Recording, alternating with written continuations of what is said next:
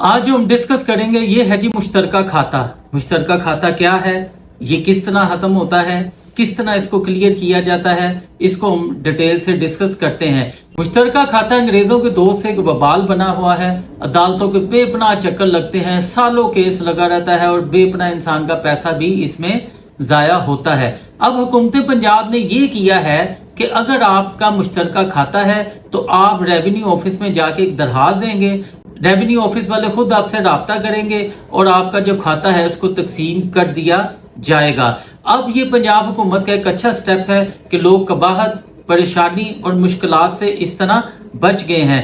कुछ लोग जो इनका मुश्तरका खाता है वो रेवेन्यू खुद ब खुद उसको तकसीम कर देगा।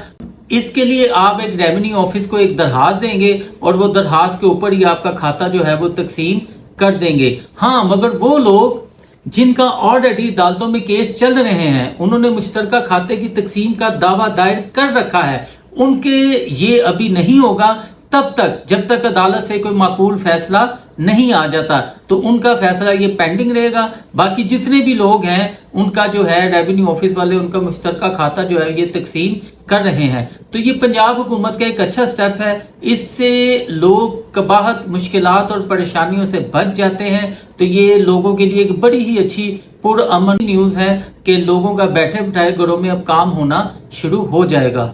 मजीद इस तरह की इंफॉर्मेशन के लिए आप चैनल को सब्सक्राइब जरूर कीजिएगा। दुआओं में याद रखिएगा। पाकिस्तान जिंदाबाद।